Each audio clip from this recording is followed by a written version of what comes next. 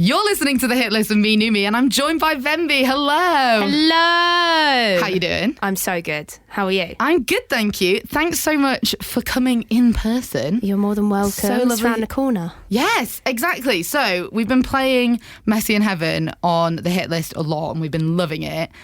And people might not know, listening at home, that you're one of us. I am. You're from Chatham, just round the corner. I'm a Chatham girl through and through. Born and bred. Born and bred. Can't take the Chatham out of me, unfortunately.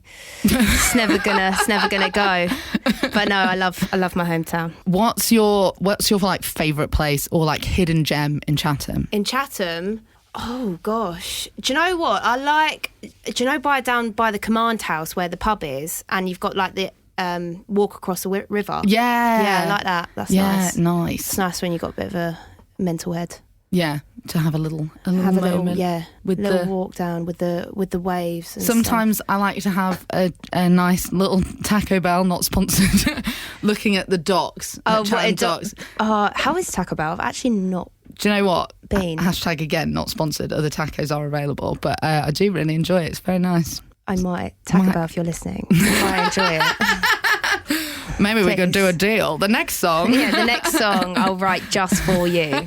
I promise. And what's your like favourite place in Kent to go? Favourite thing to do? Do you know, I really just like chilling with my friends round here. But I went to this place up in Tunbridge Well called Toad Rock. I thought it was sick there. Yeah. That's probably my favourite place in Kent at the moment. Okay, so there we go. There's a few little favourites from Venbee. Little favourites. Venbee verified locations. Been kind of a crazy year for you, right? It has. Like, you released Lowdown. Well, you technically hadn't even finished it yet, right? You posted this TikTok where you were sat outside with a little clip of your song. Mad. And then it all began. How was that? How did that feel? It was... Oh my gosh, it was mental because I didn't think anything would come off the bat of that, but I can't remember how that period of time because everything happened so quickly. But I've never felt that level of excitement. Yeah. Like even from like now, like that initial rush is just mental. That kind of feeling of like... Mate, I was so gassed. Is this happening? Happening? I was like, oh my gosh. I remember going on a dog walk with my mum and I was just like completely gassed. I just couldn't believe it. And now here we are. And now I'm in a radio station, like what the heck? When I heard that we were chatting to you, I was so excited because I saw Lowdown like all over, because I'm an avid TikTok user. So I love when it's like, I'm like, I know that person. Yeah. I feel like I'm on the right TikTok because I know these people. So I saw Lowdown like on my For You page organically. And then I saw you like when you first started promoting Messy in Heaven as well, when you were like, I can't actually use this for ads because apparently it's too edgy. And I have to say, it did work as a tactic because I then was like, I'm immediately going to Spotify to listen to this song because I want to know why it's so spicy. So it's just like really great to kind of see that journey. It's been exciting for sure. I genuinely thought Messy in Heaven wasn't gonna do as well. I saw an interview you did with like an online magazine called like Scene or something. Yes. And I saw that you'd said in it like, oh, I've got this other track coming out and I hope it does as well. And and I was like, I think she's talking about Messy in Heaven in this one. Yeah, I was. And here I am playing it on the radio. And we knew that this was the next track coming. Me and my team, because it felt right. Yeah. But when I was dropping it, I was so nervous to get it out because I just didn't know how the public were going to take to it. Yeah. I was so scared. I've never been that nervous to drop a song in my entire life. But I think also because my next single that's coming, I teased on TikTok at the same time, and it went viral as well. So then I was like, battling between two songs whether Messy in Heaven isn't going to do as well because people like this song more. But then we just went with it and it's paid off. So I think this is like a really interesting thing with artists now using TikTok to tease music. Yeah. It's this like new dynamic of, I've spoken to artists before, it's like, oh, well, we can just kind of try stuff out. So you just put something on and you're like, oh, it's done well. Okay, now I'll release it. Yeah. Or you can kind of like test the waters with two, and then you're like, well, if they don't like this, I can do the other one. So it's quite cool that you can have that. It is. Well, TikTok's the only thing we've got nowadays. Yeah. So it's like we've got a TikTok to get somewhere. But I think, like, when I was teasing them both, I don't know if I should have teased Gutter as soon as I did, but Messy in Heaven still was projecting well on the app. But I definitely think TikTok's why I'm here. Yeah. Can't bash the app, It's mad. And I think it's also quite good, it's never a bad thing to have two things going viral at the same time. Because you can be just more pressure. Yeah. But you know that it's going to go well when it comes out because people like it already. It will come out when it in, I don't know, 6 years' time. I don't know. Whenever. Just waiting. Waiting for the right time. So you are a new artist for a lot of people. So I've got a few questions just so we can get to know you. First of all, where does the name Venbee come from? Where does it come from? Oh, it's my middle name. So my middle name it's a play on the spelling of the middle. So my middle name is spelled differently, and Venbee. My mum actually was like VNBE, and I was like, that works. I like that. And then that was it. And because I was sort of like, oh, do you know what? It doesn't matter if I change my name, and then everything sort of worked out from then. I think it's really nice because it's like a little bit different. It's not. I ain't seen nobody with the name Venbee yet. No. And it sticks in your head. And it's easy to remember. So fingers crossed. Please nobody take my name. Thank you very much. Get that copyright in and we'll be fine. How would you describe your influences? Because when I hear your voice, and particularly with Lowdown, I felt a little like Billie Eilish in your sound, and then I saw you cover a Billie Eilish song and I was like, I see it. So how would you describe your influences? I'm very influenced by Billie Eilish. I'm influenced by a lot of writers, so like Carole King. And stuff. So, but I love this girl called Lola Young. I think she's phenomenal. She inspires me. Fleetwood Mac. Like my list, like my inspirations are so broad that I can't stick to one. Yeah. But there's been so many people that have influenced me. Billie Eilish is a huge one. Yeah. And I really love this girl called Upsall. Okay. Who's an artist in the US. She's unbelievably cool. Yeah. She's so cool.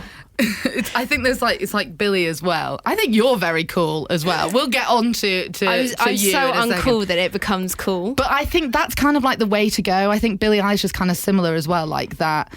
When you're just like unapologetically yourself, you are automatically authentic. Like people can just tell that that's who you are, face value, and then that becomes cool. Because I think sometimes when it's obvious that people are trying to like be cool or front an image or whatever. It's an odd one, isn't it? Yeah. So I definitely am not cool. But like my managers will be like, Erin, you're so uncool that it is now cool. You've gone full circle. Like, yes. But that's aspirational for the youth because now it is. You're a role model. Kids, you don't have to be cool, don't worry. You can just be so uncool that it circles right back around. You will be cool. I do have to ask where your fluffy bucket hat is from. My fluffy one? Yeah, because I want one. I've got quite a few bucket hats. My fluffy one, is it the one with the smiley faces on it? Is it the black one? I think it was like blue. Oh, that might be from H&M. Nice. Possibly. I do love H&M. I've got so many bucket hats, honestly. But I think that's kind of like your aesthetic. Are you gonna release merch? Are you gonna release a Venbee? Have merch, and I do throw them out at shows. Do you? I do. Yeah. So my team made like these bucket hats with the word Venbee on them. Amazing. And I think we're gonna do some more with some other like little phrases on them. But I throw them out at shows. So I'm hoping like one day we can like actually put them up and people can actually buy them to wear them. But I think that's quite a cool thing in itself to be, like everyone loves something that's limited edition and special. They're limited edition and free. Yeah. So, like, if you've got a Venbee hat, then you've been to a show and you've got that forever. Exactly. And that's your, like, status symbol. You're like, I was an OG. I was at one of the first shows. Yeah. I've got the Venbee bucket hat. That's where I'd be like, oh, my God, take my number, let's go for lunch, sort of thing. And you can always like upscale it. You could get a t-shirt gun, you know, one of those cannons where you just fire them out into the audience as your audience gets bigger. Idea. There you go. Invest. Amazon later, buy a t-shirt gun for the next shows. You collaborated with Goddard on Messy in Heaven and Dan Fable on Lowdown. What's your writing process like, working with collaborators, and how did these songs come about? So Lowdown, I wrote the hook and the first verse on my guitar at 3 o'clock in the morning on my own. Amazing. I do feel like it's a very 3 a.m. It was song. a very 3 a.m. song, very like going through my old voice notes, and then I came across one where I was feeling really rubbish and I was like, okay, this is a song. And then the next day went to Dan and we finished it off together. And then Messy in Heaven, me and Dan as well, wrote that together. And I'd gone into the session and I was like, look, lads, this is going to sound really, really bonkers, right? And then when it came in with the idea... But what if? Yeah. I came into with the idea and they were like, yeah, that's hard, let's do it. And then that was it. The song was written in about 20 minutes. Oh my gosh, that's amazing. So it's very quick. Yeah. It's, where I have ADHD, I have like a very small period of time to get an idea out and done. Because otherwise I'm off, see you later, I ain't gonna be interested whatsoever. Yeah. So I'm like very quick with songwriting usually. Yeah, hyper focused. Yeah. And then you're like, right, now on to the next thing. On to the next thing. Yeah. Which I think is very efficient, and it means you can just bash them out.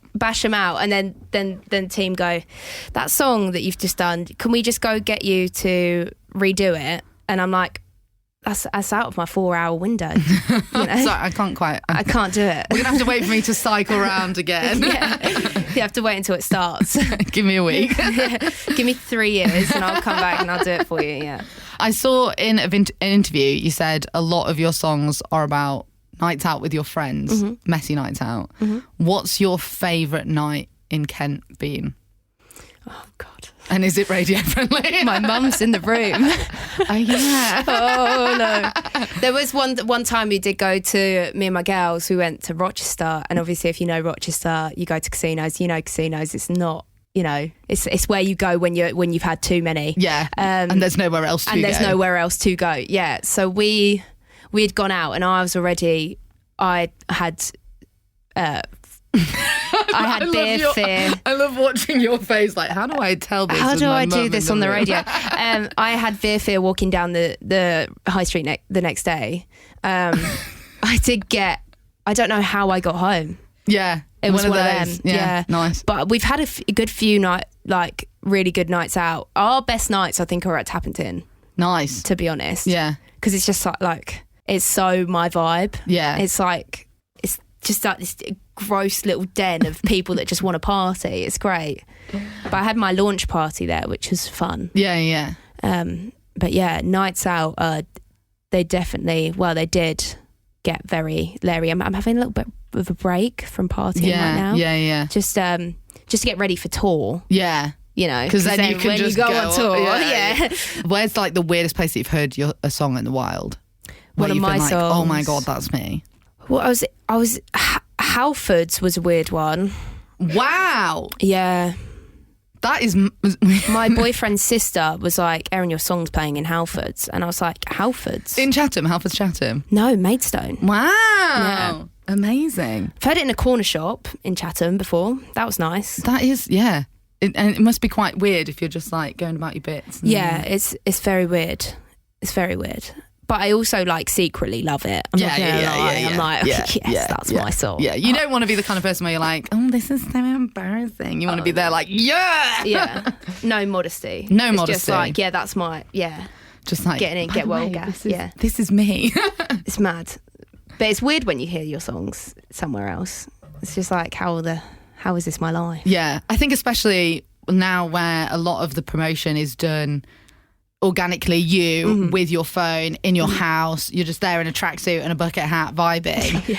And then sometimes it's then like quite hard to conceptualize that it's out in the world, especially when you're just seeing the stream numbers. Yeah. Then connecting those to people. Then I'm like, oh my God, that's actually people. Yeah. What was it like playing festivals this year? Festival season was fun. Yeah. Fun. That was so fun. Because I didn't think that I would be playing shows that quickly. Yeah. But we had to I think we changed the show about 4 or 5 times. But like towards the end, like All Points East was nuts. And then Printworks was cool and going to all these like little things, and then tour next year. It's just mad. Yeah, so let's talk about tour. So you're going in March? February and to March. To March, yeah. To March, because the closest date to us here is London Courtyard Theatre. Yes. On March the 2nd. It's nearly sold out. Nearly sold out. Snap those tickets up if you want to go. Yeah, like what can you tell us like what you've got planned? Like how's it going? Preparing? You said you're taking a break, ready to be fresh. We've got a barrel of tunes coming, so a load of unreleased stuff. Nice. Obviously, I'm bringing Amy, who comes with me everywhere when I play live shows, and hopefully we'll probably jump down into the crowd and go a bit nuts. Oh, I love when that happens. It's so fun. That's just the best bit. It's so fun because everyone's piping up each other, and it's just like, yeah, let's have a go. And it's like a forced mosh pit. Yeah. Like I forced myself a stage invasion as well one time. Did you? Yeah, like I dragged my fans up onto stage. I remember once when I was really young, I went to a gig and we went up on stage, and like that has stayed in my head for so long. It's so fun. Something magic about like, oh my gosh, here we are. It was this girl's birthday, and I was like, get up. I was like, come on. You can have a bucket hat. But they're so sweet though. Everyone in the crowd is so sweet, and I think if they can do it safely, I don't know why not. Yeah. You want it to be like a community. Yeah. It's a little family. Yeah, a little family. So you've got music coming out. So you got like an EP that's going to come out soon? I'm working on an EP. Ooh. Hopefully next year will be coming out. The next single is sorted, so the next single will be out, and then hopefully, well, we've got 6 songs. Okay, that's doing. a chunky EP. So whether that's an EP or just 6 singles, or I don't know. Yeah. 2 EPs. You've got stuff to... Who knows? You've got flexibility. I've got flexibility, and I'm also thinking about what my team are allowing me to say on it. So...